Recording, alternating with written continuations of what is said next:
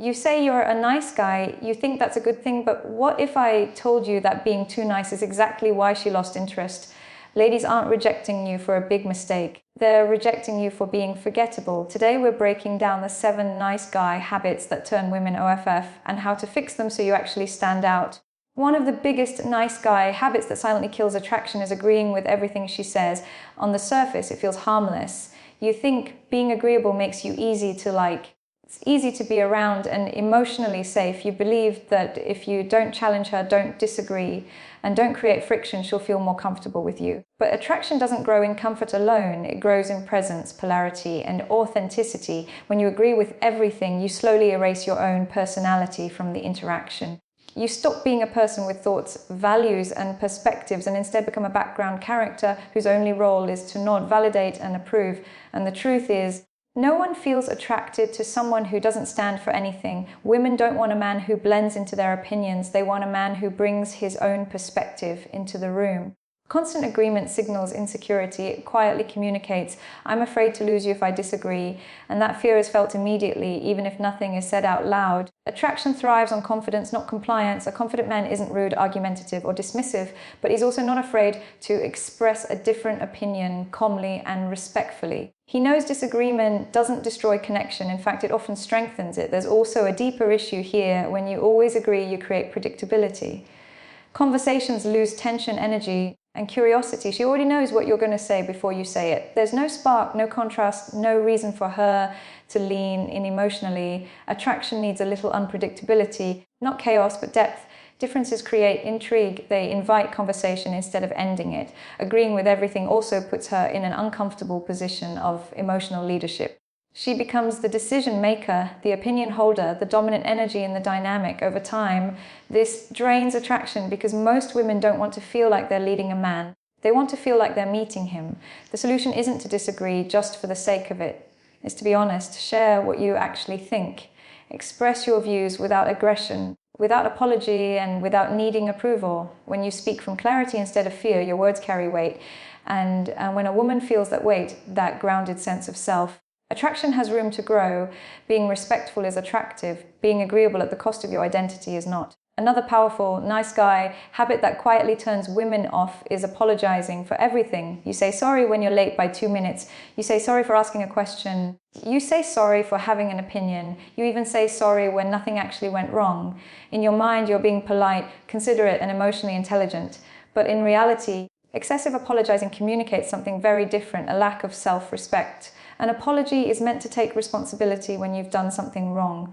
When you overuse it, it loses its value. It stops being about accountability and starts sounding like fear, fear of conflict, fear of disapproval, fear of being rejected. And that fear becomes the loudest message you're sending, even louder than your words. When a man constantly apologizes, he positions himself as someone who believes he is always at fault.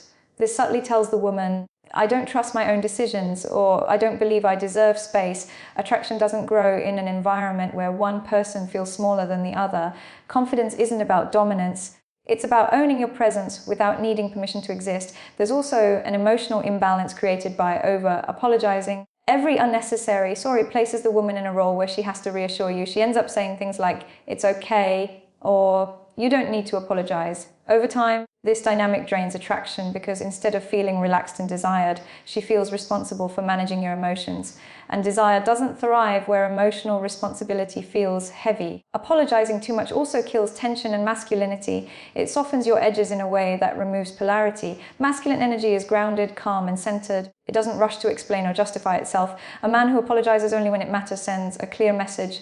I respect myself and I respect you.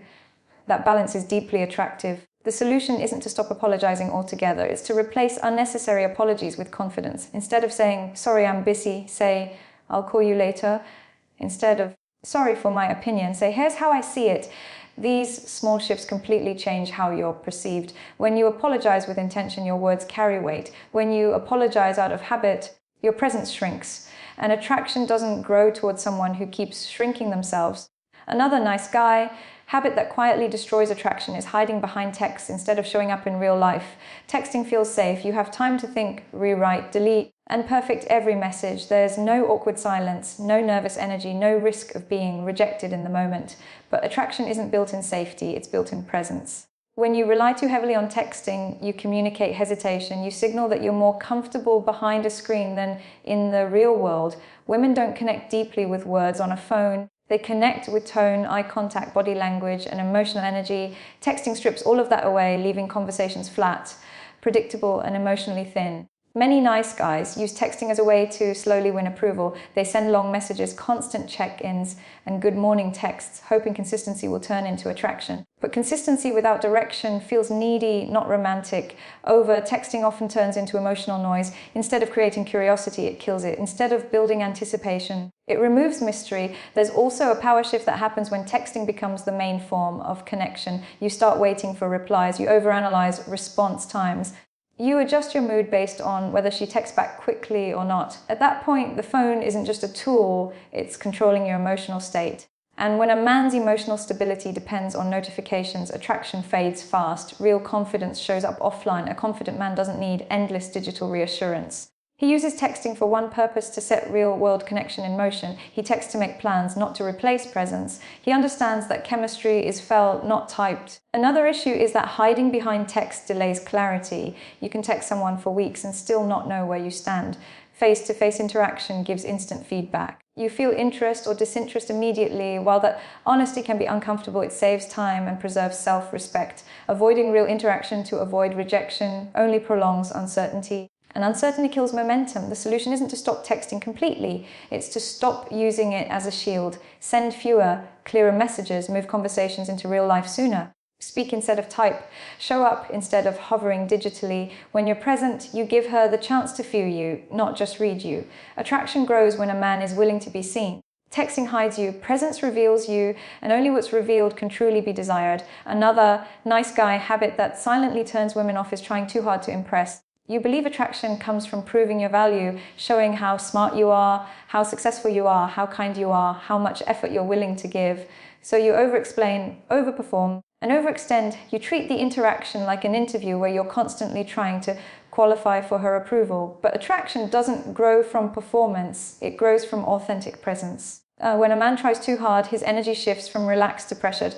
Conversations start to feel heavy instead of natural. Every joke is calculated. Every response is designed to land perfectly. And while effort is important, excessive effort signals insecurity.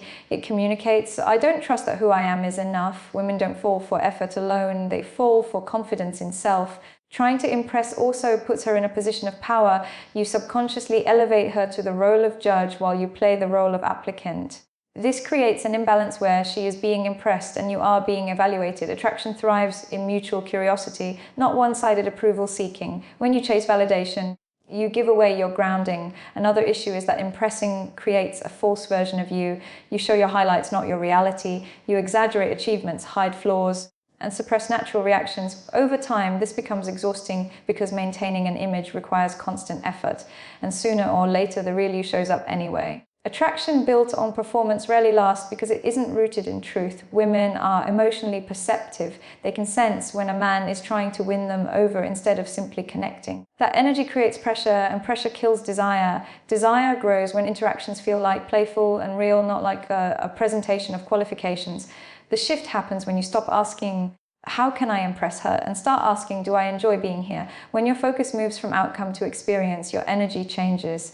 You listen better. You speak more honestly. You become grounded instead of reactive. That groundedness is magnetic. The solution isn't to stop caring, it's to stop performing. Be intentional, not desperate. Confident, not convincing. Let your values, boundaries, and sense of humor show naturally. When a man is comfortable in himself, he doesn't need to sell who he is. His presence speaks for him. Attraction isn't built by proving your worth, it's built by knowing it. Another nice guy habit that turns women off is treating niceness like a currency. You do favors, offer constant support. Give time, energy, and attention, not freely, but with a quiet expectation attached. You don't say it out loud, but internally you're thinking, if I'm good enough, patient enough, kind enough, she'll eventually choose me. This turns kindness into a transaction, and attraction cannot grow in a transactional space.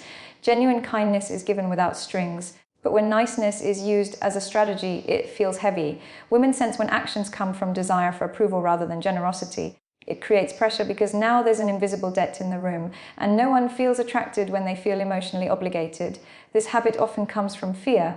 Fear of rejection, fear of not being enough. So instead of expressing interest directly, you try to earn it slowly. You become overly available, overly supportive, and overly patient, hoping consistency will replace chemistry. But attraction isn't built through endurance. It's built through clarity and emotional honesty. When a man treats niceness like currency, he avoids risk. He doesn't express desire clearly because that creates vulnerability. Instead, he hides behind favors and emotional labor. Over time, this places him in the role of helper or emotional support, not a romantic equal, and once that dynamic is established, attraction rarely appears later. There's also resentment that quietly builds underneath this behavior. When your efforts aren't rewarded the way you hoped, frustration grows. You start thinking, after everything I've done for her, that resentment isn't kindness anymore, it's unspoken expectation. And women can feel that shift even if you never say a word. Attraction requires freedom. A woman must feel free to choose you, not pressured by what you've done for her. When your kindness is unconditional, it feels light. When it's conditional, it feels manipulative, even if manipulation was never your intention. The solution is to give without bargaining. Be kind because it reflects who you are, not because you want something back. Express interest honestly instead of hiding behind helpfulness. Let your actions match your intentions. If you want a romantic connection, show it directly and respectfully. True confidence doesn't try to buy affection. It allows others the freedom to choose. And when kindness comes from strength instead of fear, it becomes attractive instead of repelling. Another Naskai habit that quietly kills attraction is putting her on a pedestal. You admire her, you praise her, you constantly highlight how special, different, and perfect she is. You think this shows respect and appreciation, but admiration turns into attraction only when it's balanced. When you elevate her too high, you unintentionally lower yourself, and attraction fades in that imbalance. Putting a woman on a pedestal creates pressure. When someone is treated like they can do no wrong, they stop feeling seen as human. Instead of feeling desired, she feels idealized, and idealization isn't intimacy, it's distance. Attraction grows when two people meet as equals, not when one is placed above the other. This habit often comes from scarcity. You subconsciously believe she's rare, unreachable, or out of your league. So you overpraise, overcompliment, and over-accommodate. But when your behavior says, you're above me, the dynamic becomes unstable. Desire requires polarity, not worship. There's also a loss of authenticity that happens when you pedestalize someone. You start filtering your words. You avoid teasing. You avoid disagreement. You suppress your natural personality because you don't want to risk falling from her good graces. Over time, you stop being real and she stops being curious. Another consequence is emotional dependence. When she becomes the center of your world, your purpose, your happiness, and your validations start revolving around her, that's not romantic, that's heavy. Attraction thrives when a man has his own life values and direction and invites her into it, not when he abandons himself to orbit around her. Women want to feel chosen, not worship. Being chosen implies agency and confidence. Worship implies insecurity. When you pedestalize her, you hand her power she never asked for, and that power imbalance quietly erodes attraction. The shift happens when you see her clearly as a human being, not a symbol of fulfillment. Appreciate her strengths without ignoring her flaws. Compliment her without losing your grounding. Respect her without shrinking yourself. When admiration is rooted in equality, it becomes magnetic instead of overwhelming. The solution isn't to care less, it's to stand taller. Keep your standards. Keep your boundaries. Keep your sense of self. Attraction grows when two whole individuals meet, not when one disappears to elevate the other. Respect is attractive. Self-respect is irresistible. Another nice guy habit that silently destroys attraction is being available 24/7. You answer every call immediately. You reply to every text within seconds. You cancel your plans the moment she needs something. You believe this shows commitment, care, and reliability, but what it often communicates instead is a lack of boundaries, and attraction struggles to survive without boundaries. When a man is always available, his time loses value. Availability without intention feels like emptiness, not devotion. Women don't feel drawn to men who have nothing going on outside the connection. Attraction grows when a man has a full life goals, friendships, passions, and responsibilities that matter to him. When you drop everything for her, you signal that your world revolves around her, and that imbalance slowly erodes desire. Constant availability also removes anticipation. There's no space for curiosity, no time to miss each other, no emotional breathing room. Desire needs distance the same way fire needs oxygen. Without space, attraction suffocates. Being present when it matters is powerful. Being present all the time is overwhelming. There's also an emotional consequence for you. When you're always available, you subconsciously tie your self-worth to her attention. Your mood rises when she reaches out and drops when she doesn't. Over time, this creates anxiety and emotional dependence. And when a man's emotional stability is tied to someone else's availability, it's felt even if nothing is said. Another issue is that being constantly available removes leadership from the dynamic. You become reactive instead of intentional. You wait instead of choose. Attraction grows when a man leads his time, not when he surrenders it, saying, I'm busy right now, let's talk later, isn't rude, it's confident. It shows self-respect and direction. The solution isn't to play games or act distant on purpose, it's to build a life that genuinely matters to you. Be available when you choose to be, not because you're afraid of losing her. Set boundaries naturally, protect your time, let your availability reflect your values, not your fear. When a man values his time, others do too. When he respects his own space. Attraction has room to grow. Being dependable is attractive. Being endlessly accessible is not. Attraction isn't built by being everywhere, it's built by being intentional. If there's one thing you need to understand, it's this: attraction isn't about becoming less kind, it's about becoming more grounded. You don't need to stop being a good man. You need to stop shrinking yourself in the name of being nice. Confidence, boundaries, honesty, and self-respect don't push women away. They allow the right ones to lean in. Instead of asking me, start asking, am I showing up as the best version of myself? Build a life that excites you. Speak honestly. Choose presence over performance.